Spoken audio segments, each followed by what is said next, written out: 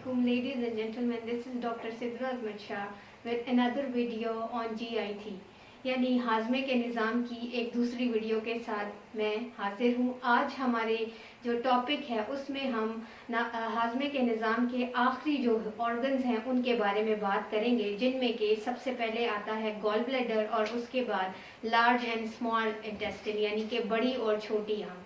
तो gall bladder से हम स्टार्ट करते हैं कि गॉल ब्लैडर क्या होता है।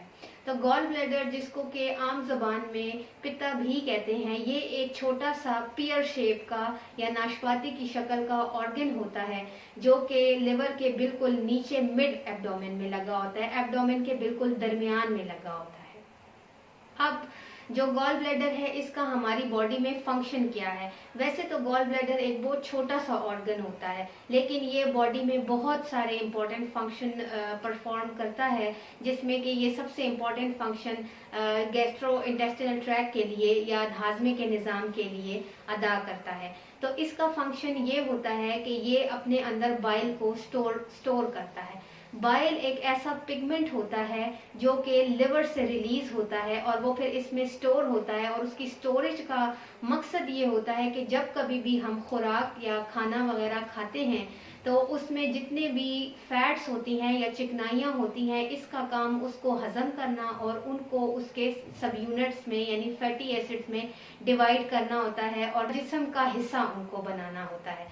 तो अब गॉल ब्लैडर में कौन कौन सी ऐसी बीमारियां हैं जो कि पैदा होती हैं और जिससे हाजमे के निज़ाम में खराबियां आ सकती हैं। तो इसमें सबसे पहली और मोस्ट कॉमन जो बीमारी है वो है गॉल ब्लैडर के स्टोन्स, जिनको हम मेडिकल टर्मिनोलॉजी में कोलिथिएसिस भी कहते हैं।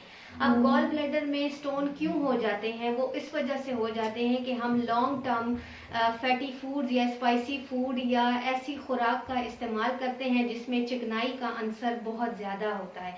तो उसकी वजह से बाइल जो है वो उसको कम्प्लीटली ब्रेक डाउन नहीं कर सकता, उसको कम्प्लीटली डाइजेस्ट नहीं कर सकता, जिसकी वजह से क्रिस्टलाइन शेप के छोटे छोटे पत्थर जो हैं वो गॉल ब्लैडर के अंदर बन जाते हैं। और ये पत्थर जो हैं वो दो तरह के होते हैं, या तो ये कोलेस्ट्रॉल के होते हैं या ये बिलरुबिन के होते हैं।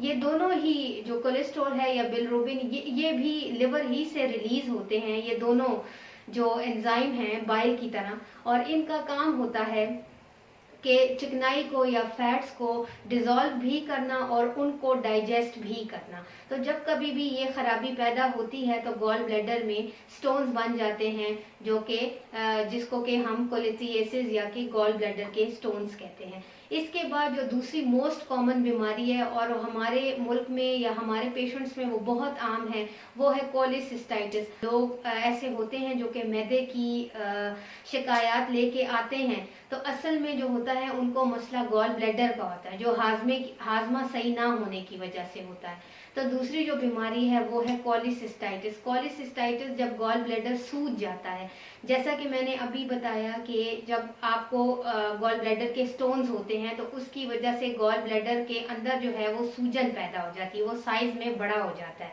क्योंकि वो उसको बाइल को रिलीज नहीं कर सकता, इस वजह से वो साइज में बड़ा हो जाता है। तो इसको आप बोलते हैं कोलिसिस्टाइटिस। इसके बाद जो एक और इम्पॉर्टेंट बीमारी है जो बहुत मोस्ट कॉमनली अल्ट्रासाउंड में डिटेक्ट होती है वो है गॉल ब्लैडर का स्लज। स्लज भी गॉल ब्लैडर में कॉमन जुबान में इसको बोलते हैं कि गॉल ब्लैडर में कचरा हो गया। तो स्लज भी मोस्टली जो है वो एक कंपाउंड फॉर्म में या एक नर्म फॉर्म में गॉल ब्लैडर के जो कोलेस्ट्रॉल या कैल्शियम या इस तरह के और डिपॉजिट होते हैं, ये इनका मिक्सचर एक होता है, यानी ये सख्त फॉर्म में नहीं होता। ऐसे पत्थर जो बिल्कुल एक फोम की फॉर्म में होते हैं या फोम की शक्ल में होते हैं, तो उनको गॉल ब्लैडर स्लज कहते हैं। इसके बाद जो एक बहुत रेयर बीमारी है वो है गॉल ब्लैडर का कैंसर। तो कैंसर, जैसे आपको पता है कि अनकंट्रोलेबल सेल ग्रोथ होती है, तो जैसे और ऑर्गन्स में कैंसर जो है वो लग जाता है, ऐसे गॉल ब्लैडर में भी लग जाता है।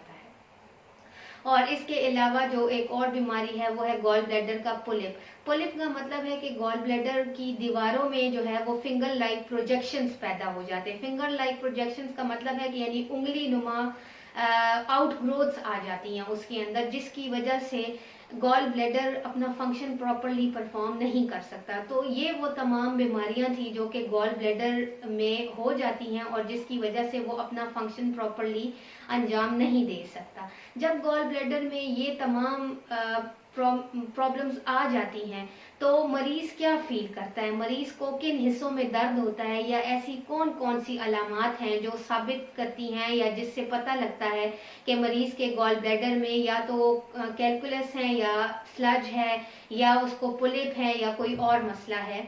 तो सबसे पहली बात है पेन।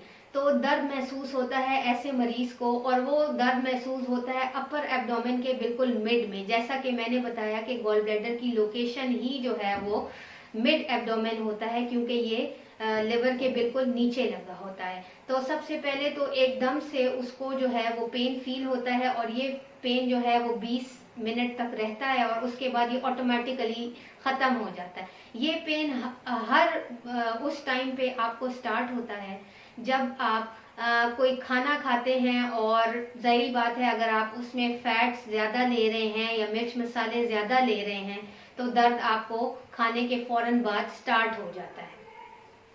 इसके अलावा आपको शोल्डर्स की, ये जो बैक की मिड प्लेट होती है, इसमें भी दर्द स्टार्ट हो जाता है। ये दर्द भी गॉल ब्लैडर ही में कुछ किसी मसले की निशानदही करता है। इसके अलावा नोजिया और वॉमिटिंग, क्योंकि मैंने आपको बताया कि हाजमे के निज़ाम का जो भी हिस्सा खराब होता है या उसमें कोई खराबी पैदा होती है तो आपको ज़रूर ये सिम्टम्स फील होती हैं, या दिल खराब होता है या आपको उल्टी आती है। इसके अलावा इनडाइजेशन यानी कि खाने का हजम ना होना, और हमें ऐसे फील होता है कि खाना जो है वो हमारे चेस्ट पे या हमारे दिल पे पड़ा हुआ है और वो हजम नहीं हो रहा। इसके अलावा जिसको आप बोलते हैं बेल्चिंग यानी कि डकारें आती हैं, ब्लॉटिंग, गैस हो जाती है, और कभी कभार गैस जो है वो घूमने वाली होती है या कभी कभार ऐसी होती है कि वो बिल्कुल पेट में एक जगह पे ही जमा हो जाती है। इसके अलावा पेट का सूजना भी या सख्त हो जाना भी गॉल ब्लैडर में किसी न किसी बीमारी की निशानदही करता है। अब आ जाते हैं डायग्नोस्टिक की तरफ कि अगर गॉल ब्लैडर में कुछ ऐसा मसला है या मरीज जो है वो ये महसूस कर रहा है कि हाँ ये तमाम अलामात मुझ में पाई जाती हैं, तो हम उसको कैसे डायग्नोज करें। तो उसके लिए सबसे पहले कोलेस्ट्रॉल का एक टेस्ट किया जाता है जिसमें आपके कोलेस्ट्रॉल की अमाउंट को मेजर किया जाता है, और उससे पता चलता है कि आपका गॉल ब्लैडर स्टोरेज कर रहा है या स्टोरेज नहीं कर रहा है, या वो फैटी एसिड में डिवाइड कर रहा है फैट्स को या नहीं कर रहा है, या डाइजेस्ट कर रहा है या नहीं कर रहा। और इसके अलावा अल्ट्रासाउंड से पता चलता है कि गॉल ब्लैडर जो है वो कोलिसिस्टाइटिस है तो उसमें सूजा हुआ नजर आता है, गॉल ब्लैडर का पुलिप है तो उसमें फिंगर लाइक आउटग्रोथ नजर आ जाती है या स्टोन्स नजर आ जाते हैं।